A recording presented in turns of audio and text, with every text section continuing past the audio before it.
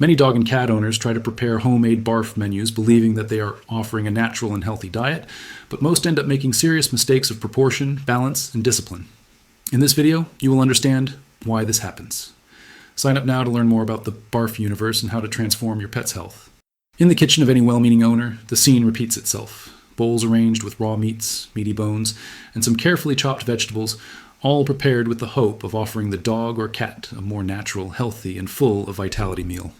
The promise of BARF, biologically appropriate raw food, has gained ground in the United States precisely because it presents itself as a return to the food origins of animals. But despite the good intentions, most of the homemade BARF menus fail. It does not fail for lack of love, but for lack of balance. A frequent mistake is in the excess of muscle meats. Many owners believe that lean meat is enough to nourish their dogs or cats, but the truth is that without raw, fleshy bones, viscera, and the correct proportion of vegetables, the menu is incomplete. Lean meats provide protein, yes, but they do not guarantee adequate calcium, fiber, or essential fatty acids. It is like offering a child only white rice every day. He will eat, but slowly the body will suffer deficiencies that are not immediately visible. Another critical point is the amount of bones.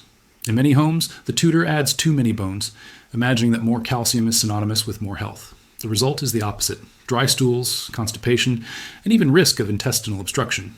When the bones are insufficient, the opposite danger arises: fragile bones, decalcification, and orthopedic problems in the medium term. Balance is always the key, but that's precisely where most fail. The viscera are also a separate chapter. Liver, kidneys, spleen, heart, all are key to providing B vitamins, iron, copper, and other micronutrients that are not present in muscle meats in adequate amounts. However, in practice, many tutors feel uncomfortable handling these ingredients and end up cutting or reducing the presence of offal in the menu. The result is a diet that seems natural at first glance, but in the long run generates serious deficiencies. And finally, there are the vegetables and fruits. Many homemade recipes leave this group aside or use inappropriate ingredients. Potatoes, grapes, onions, all dangerous for dogs and cats, are still found in some recipes shared on online forums. Even safe ingredients, when offered in the wrong proportions, can do more harm than good. This is why BARF should not be seen only as raw meat plus vegetables, but as a nutritional system with its own logic. What is repeated from house to house is good intentions stumbling in the absence of reliable information.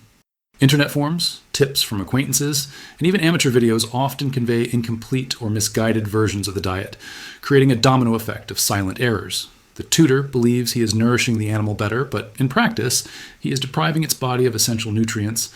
And the most insidious thing is that these mistakes do not appear immediately.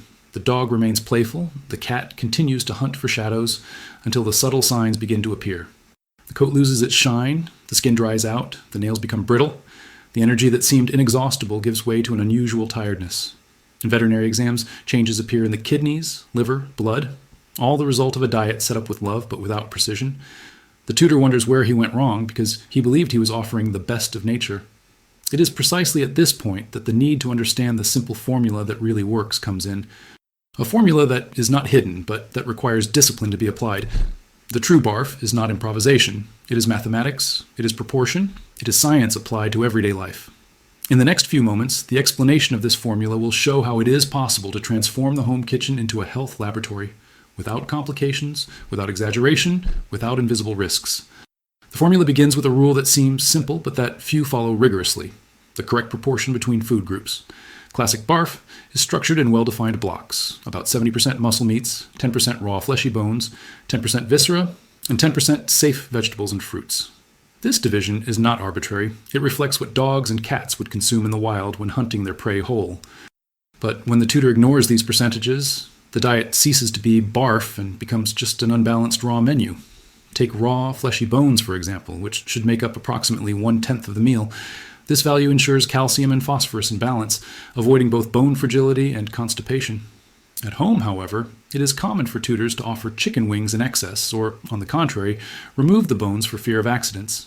In both cases, the animal's body pays the bill. The formula exists to prevent these extremes. Viscera, another 10th of the diet, works as the natural multivitamin. The liver, for example, is the main source of vitamin A, but when offered in excess, it can cause hypervitaminosis, causing bone pain and even neurological problems. In insufficient quantity, deficiency manifests itself in a drop in immunity and weight loss. This is where many owners fail. They don't know the importance of correctly dosing each viscera. such as using the heart for taurine, essential especially for cats, or the kidneys for rare minerals. As for vegetables and fruits, their role is not only to add fiber, but also to provide antioxidants, vitamin C and K, as well as compounds that help with cell longevity. Pumpkin, carrots, spinach, apples, and blueberries are safe examples. However, offering raw vegetables in large pieces causes them to pass through the digestive system intact. Therefore, they must be crushed, simulating what would happen in the stomach of a herbivorous prey. It is this detail that separates improvisation from science. And finally, muscle meats, which are the basis of the diet. They provide proteins of high biological value and essential amino acids. But when not combined with bones, viscera, and vegetables, they become only partial fuel. It's like trying to move a car with low-octane gasoline. It even drives, but it compromises the entire engine. The meat must be varied: chicken, beef, lamb, fish, to ensure the full range of nutrients. Repeating the same type of meat over and over again is another common mistake that leads to silent deficiencies. The tutor who understands the formula realizes that the secret is not in complexity, but in consistency. It's following that math at every meal, not just once in a while. It is weighing the ingredients, observing the animal, adjusting based on results and not on guesswork. When applied correctly, the formula brings visible changes in a few weeks. Shinier coat, less voluminous stools with less odor, balanced energy, firm muscles, stronger immunity. It is as if the dog's or cat's body finally begins to receive what it has always been waiting for. But there's another essential point: personalization. Because, although the formula is the same, each animal has its particularities. Age, weight, activity level, health history, all influence. What works for a puppy is not the same as what works for an elderly person. What is suitable for a large dog can be a risk for a small cat. This is where many tutors give up because they find it too complicated. But in practice, this adaptation does not have to be complex. Just understand that the formula is the basis, and that adjustments are like notes in a song, small changes that harmonize the melody with the individual. This combination of exact proportion and adaptation to the animal transforms the diet from a risky improvisation into a powerful health tool. The personalization of the BARF diet is the point where most owners get lost, believing that it is enough to follow a fixed recipe for any dog or cat. But just as each person has their own metabolism, health history, and energy needs, each animal requires specific adjustments. The formula works as a backbone, but it is in the detail that it is defined whether the diet will be an ally or a silent risk. Age is the first determining factor. Puppies, in a phase of accelerated growth, need more calcium, high-quality protein, and dense energy. The ratio of bones and viscera, in this case, should be adjusted slightly to ensure proper bone and muscle development. Elderly animals, on the other hand, with slower metabolism and more sensitive organs, need less fatty menus, with a focus on digestibility and the preservation of lean mass. Using the same recipe for both is like feeding a professional athlete and a frail elderly person the exact same dish, unfair and ineffective. The size and level of activity also change everything. A working dog, such as a Belgian Shepherd or a Husky accustomed to long runs, will burn much more calories and require a greater supply of good fats and proteins. A sedentary companion dog, on the other hand, which spends most of its time indoors, needs a lighter menu, at risk of developing obesity and associated diseases. Cats, by nature strict carnivores, require even more attention with taurine, present in bird hearts and red meat. Neglecting this is compromising the animal's eye and heart health. Another point often ignored is the clinical history. Animals with kidney problems cannot receive menus rich in phosphorus without control. Animals with food allergies need specific protein replacements. This is where the importance of maintaining contact with veterinary monitoring specialized in nutrition comes in addition to formula. The tutor who adapts without criteria may end up exchanging one problem for another. But personalization doesn't mean complication. With simple tools, such as regular weighing of the animal, observation of body condition, and routine exams, it is possible to adjust the diet without losing the logic of BARF. The coat and the feces are two clear thermometers. If they are shiny and consistent, the formula is balanced. If there is dryness, excessive shedding, or unregulated stools, something needs to be adjusted. In homes where discipline has been adopted, the results are impressive. Dogs that previously suffered from chronic allergies begin to have clean and less itchy skin. Cats that were once apathetic return to play and hunt small objects around the house. The reflex goes beyond appearance. Blood tests reveal better preserved kidneys, better functioning liver, stronger bones. The difference is not subjective, it is measurable. Still, there is one detail that separates successful tutors from those who give up: organization. Most fail not in the formula itself, but in everyday practice. Preparing portions, freezing properly, maintaining protein rotation, and planning weekly purchases are indispensable steps. Without them, The tutor gets lost in improvisation, goes back to industrialized food, and declares that BARF does not work. The truth is that it was not the diet that failed, but the execution.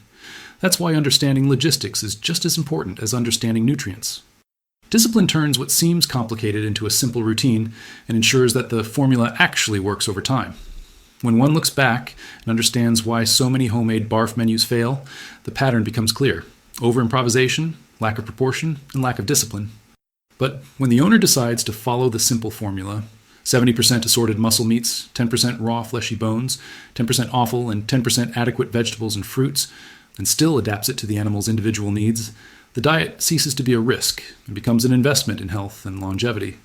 Practical application does not require advanced knowledge of nutrition, but constancy. It is weighing the ingredients, storing them correctly in portions, maintaining a variety of proteins, and never forgetting that each element has an essential function. Meat is not a substitute for bones, bones are not a substitute for viscera, and vegetables are not optional. They all work together to balance the body. The impact is visible. Within a few weeks, dogs and cats that once had dull coats display shiny, soft fur. Breath improves, stools become firmer and with less odor.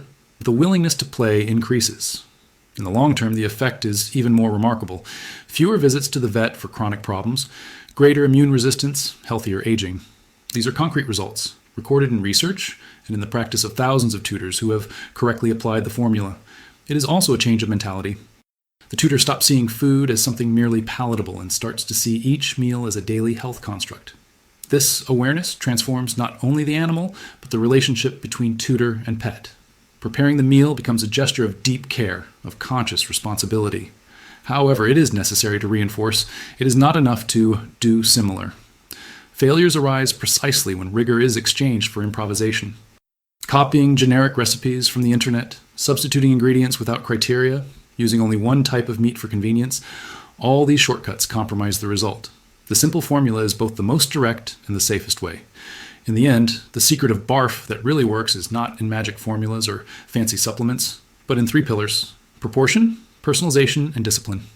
Those who manage to maintain these pillars discover that the promise of a healthier and longer life for dogs and cats is not a myth, but a possible reality within any home. The kitchen is transformed, the animal's gaze changes, and health is grateful. The tutor, who correctly applies the formula, discovers that there is no greater reward than seeing his companion aging with vitality, energy, and dignity. The true BARF is not just food, it is care. It is science applied to love.